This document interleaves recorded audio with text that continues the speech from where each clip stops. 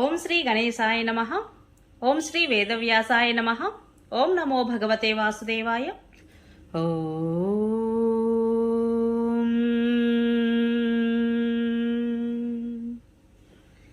శుక్లాంబరధరం విష్ణుం శశివర్ణం చతుర్భుజం ప్రసన్నవదనం ధ్యాయేత్ సర్వవిఘ్నోపశాంతయే. నారాయణం నమస్కృత్య నరం చైవ నరోత్తమం దేవీం సరస్వతిం వ్యాసం తతో జయముధీరయేత్. అనగా నారాయణ స్వరూపుడైన శ్రీకృష్ణుడికి, నరోత్తముడు అయిన అర్జునుడికి, వారి లీలలను ప్రకటించే సరస్వతీదేవికి, దానిని రచించిన వ్యాసునికి నమస్కరించి అసుర భావాలను తొలగించి అంతఃకరణ శుద్ధిని కలిగించే మహాభారత గ్రంథ పారాయణకు ప్రేరేపించిన శ్రీకృష్ణ భగవానుడిని ప్రార్థిస్తూ ఈరోజు పారాయణలోనికి వెళదాం. మరి హరే కృష్ణ. అందరికీ నమస్కారం. మహాభారత గ్రంథ పారాయణలో భాగంగా మనం ఈరోజు 181వ రోజుకు చేరుకున్నాము. నిన్న మనము ద్రౌపదిని అపహరించిన జయద్రథుడిని భీముడు పంచశిఖలతో గుణపాఠం చెప్పి శిక్షించడం జరుగుతుంది. ఇక ఈరోజు మనము శ్రీరామాదుల జననము మరియు రావణుడు తపస్సు చేసి వరమును పొందుట గురించి తెలుసుకోబోతున్నాము. చాలా బాగుంటుంది. జాగ్రత్తగా స్కిప్ చేయకుండా చివరి వరకు చూడండి. ఎంతో అత్యద్భుతంగా ఉంటుంది. రావణాసురుడి యొక్క జననము, వారి వంశవృక్షం గురించి ఈరోజు మనం తెలుసుకోబోతున్నాము. జాగ్రత్తగా వినండి. హరే కృష్ణ. జనమేజయుడు వైశంపాయన మహర్షిని, ఓ మహర్షి, ద్రౌపది యొక్క అపహరణం జరిగాక ఆ కష్టానుంచి గట్టెక్కిన సింహ పరాక్రములైన పాండవులు ఏమి చేశారు అని ప్రశ్నించాడు. అప్పుడు వైశంపాయన మహర్షి చెప్పసాగాడు, ఓ రాజా, ఇంతకు ముందు నేను చెప్పినట్లుగా జయద్రథుడిని జయించి అతని చేతుల నుండి ద్రౌపదిని విడిపించి తీసుకుని వచ్చిన తరువాత యుధిష్ఠిరుడు మునులందరి మధ్య వారితో పాటు కూర్చున్నాడు. మహర్షులందరూ పాండవులకు వచ్చే ఆపదలను గురించి పదే పదే విచారం ప్రకటించసాగారు. వారిలో మార్కండేయ మహాముని చూసి యుధిష్ఠిరుడు, మహాత్మా, మీకు భూత భవిష్యత్ వర్తమానాలు అన్నీ తెలుసును కదా. దేవర్షులలో కూడా మీ పేరు సుప్రసిద్ధము. నేను నా హృదయంలోని సందేహాన్ని ఒకటి అడుగుతాను, తమరు దానిని తీర్చండి అని అడిగాడు. అప్పుడు ఈ సౌభాగ్యవతి ద్రుపద కుమారి యజ్ఞవేది నుండి ఆవిర్భవించింది. గర్భవాస దుఃఖము ఆమెకు కలుగలేదు. మహాత్ముడైన పాండురాజునకు కోడలయ్యే గౌరవం కూడా ఆమెకు దక్కింది. ఈమె ఎప్పుడు పాపకృత్యం గాని నింద్య కర్మ కాని చేసి ఎరుగదు. ధర్మతత్వం తెలిసి ఆచరిస్తున్నది. ఇటువంటి స్త్రీని కూడా జయద్రథుడు అపహరించాడు. ఈ అవమానం మేము చూడవలసి వచ్చింది. మా బంధువులకు, కావలసిన వారికి అందరికీ దూరమై అడవులలో ఉంటూ మేము అనేక కష్టాలను అనుభవిస్తున్నాము. కాబట్టి అడుగుతున్నాను మహాత్మా, మా వంటి దురదృష్టవంతులు ఈ లోకంలో ఇంకెవరైనా ఉన్నారేమో మీరు విన్నారా లేదా చూశారా అని ప్రశ్నించాడు యుధిష్ఠిరుడు మార్కండేయ మహర్షిని. అప్పుడు మార్కండేయ మహర్షి ఈ విధంగా సమాధానం చెప్పసాగారు. రాజా, శ్రీరామచంద్రుడు కూడా వనవాసము మరియు భార్యా వియోగము అనే మహా కష్టాలను అనుభవించాడు. దుష్టుడైన రాక్షసరాజు రావణాసురుడు మాయాజాలం పన్ని ఆశ్రమం నుంచి శ్రీరామచంద్రుడి భార్య సీతాదేవుని అపహరించుకుని పోయాడు. ఆ సమయంలో జటాయువు అతనిని అడ్డగించగా ఆ రావణుడు అతనిని కూడా చంపివేశాడు. శ్రీరామచంద్రుడు సుగ్రీవుని సహాయంతో సముద్రానికి వంతెన కట్టి లంకకు వెళ్లి మరీ తన పదునైన బాణాలతో లంకను భస్మం చేసి సీతను తిరిగి తెచ్చుకున్నాడు అని చెప్పాడు. మధ్యలో యుధిష్ఠిరుడు, ఓ మునివర, పుణ్యకర్ముడైన శ్రీరామచంద్రుని చరిత్రను నేను కాస్త వివరంగా వినాలనుకుంటున్నాను.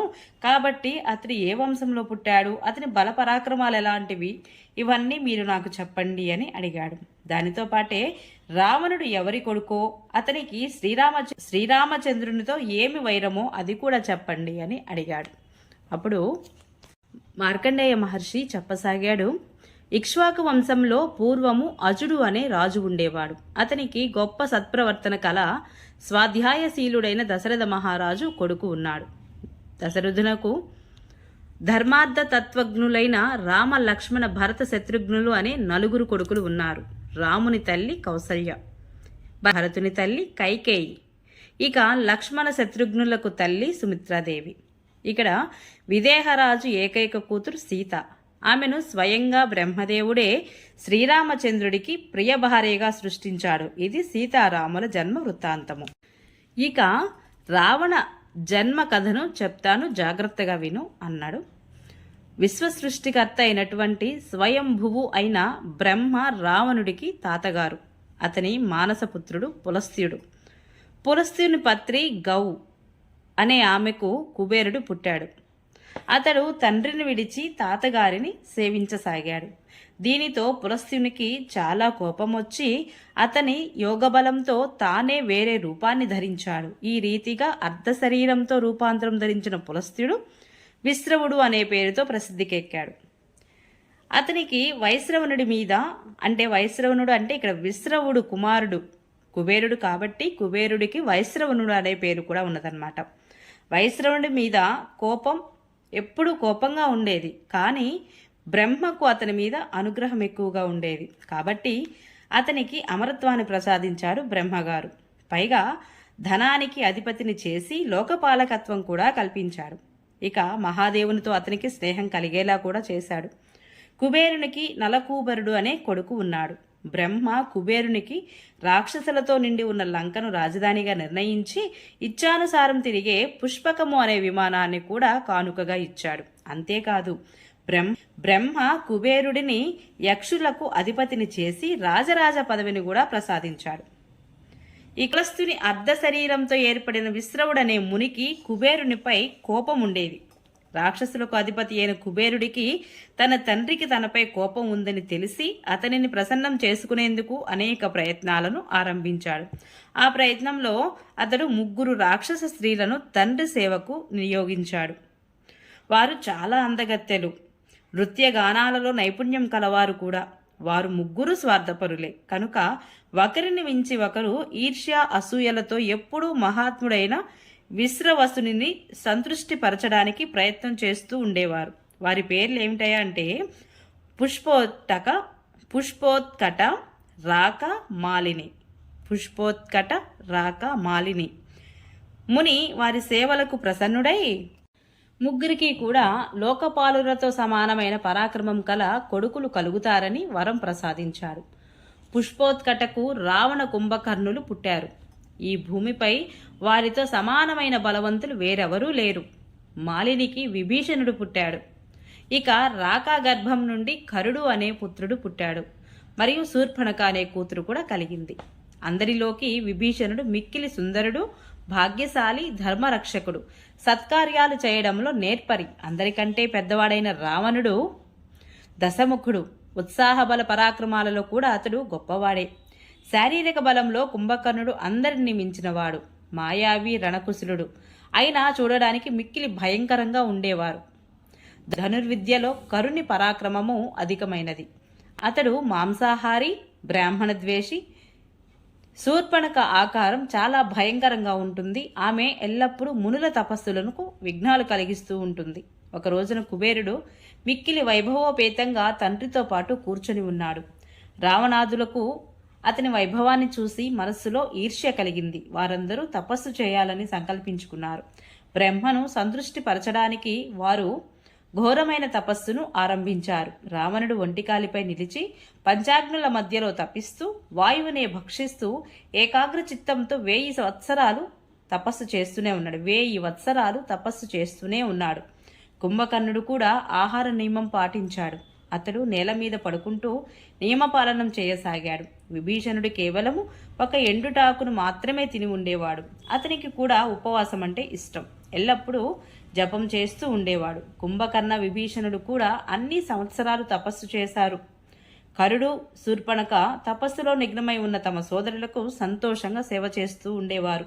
1000 సంవత్సరాలు పూర్తి అయ్యాక రావణుడు తన శిరస్సులను ఖండించి అగ్నికి ఆహుతి చేశాడు. అతడు చేసిన ఈ సాహస కృత్యానికి బ్రహ్మ మిక్కిలి సంతోషించారు. అతడు స్వయంగా వెళ్లి వారందరినీ తపస్సు చాలించమని చెప్పాడు.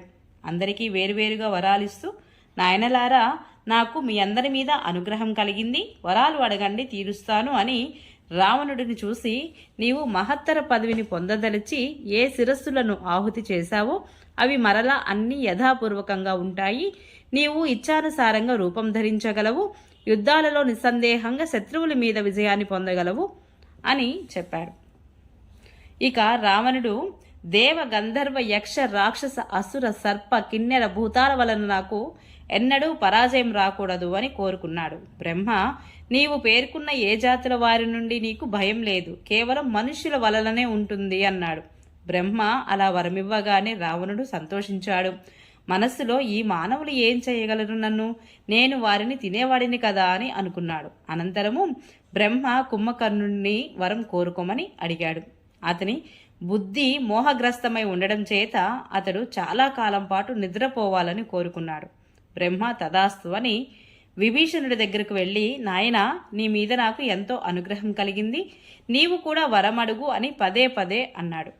అప్పుడు విభీషణుడు, దేవా, ఎంత కష్ట సమయం వచ్చినా ఎప్పుడూ నా మనస్సులో పాపపు ఆలోచనలు రాకూడదు, నేర్చుకోకుండానే నా హృదయంలో బ్రహ్మాస్త్రం యొక్క ప్రయోగ విధి స్ఫురించాలి అని అడిగాడు. బ్రహ్మ, రాక్షస గర్భంలో పుట్టినా నీ మనసు ఎప్పుడూ అధర్మంలో తగులుకోదు, కాబట్టి నీకు అమరుడవు అయ్యే వరమిస్తున్నాను అని అనుగ్రహించాడు. ఇక మార్కండేయుడు చెబుతున్నాడు, ఈ విధంగా వరాలు పొందిన తరువాత రావణుడు మొట్టమొదట లంక మీదనే దండెత్తాడు. కుబేరుడిని ఓడించి అతనిని లంక నుండి తరిమివేశాడు. కుబేరుడు లంకను విడిచి గంధర్వ, యక్ష, రాక్షస, కిన్నరులతో కలిసి గంధమాదన పర్వతానికి వచ్చి ఉండసాగాడు. ఇక రావణుడు అతని పుష్పక విమానాన్ని కూడా అపహరించాడు. దీనితో రోషం వచ్చిన కుబేరుడు, ఈ విమానం నీకు వాహనం కాజాలదు, యుద్ధంలో నిన్ను చంపిన వానికే వాహనం అవుతుంది. నీకు నేను పెద్దన్న గారిని గౌరవింపదగిన వాడను, అయినా కూడా నీవు నన్ను అవమానించావు. దీనికి ఫలితంగా నీవు త్వరలోనే నశించిపోతావు అని శాపమిచ్చాడు కుబేరుడు. విభీషణుడు ధర్మాత్ముడు. అతడు సత్పురుష ధర్మాన్ని గ్రహించి ఎల్లప్పుడూ కుబేరుడినే అనుసరిస్తూ ఉండేవాడు. దీనితో సంతోషించిన కుబేరుడు తన తమ్ముడు విభీషణుడిని యక్ష రాక్షస సైన్యానికి సేనాపతిని చేశాడు. ఇక్కడ మనుజపక్షకులైన రాక్షసులు, మహాబలులైన పిశాచులు కలిసి రావణుడిని తమ రాజుగా చేసుకున్నారు. దశాననుడు అత్యుత్కటమైన బలం కలవాడు. అతడు దండెత్తి దైత్యుల వద్ద, దేవతల వద్ద ఉన్న రత్నాలన్నింటినీ అపహరించాడు. సమస్త లోకాన్ని ఏడిపించిన కారణంగా అతనికి రావణుడు అనే పేరు సార్థకమైంది. దేవతలను అతడు ఎప్పుడూ భయకంపితులను చేస్తూ ఉండేవాడు. ఓం నమో భగవతే వాసుదేవాయ. ఈరోజు పారాయణ ఇంతటితో సమాప్తం. రేపు మనము దేవతలు వృక్ష వానరులుగా జన్మించడం గురించి తెలుసుకుందాము. ఈ వీడియో మీకు నచ్చినట్లయితే మరిన్ని వీడియోస్ కోసం please subscribe my channel, like, share, comment please. Thank you.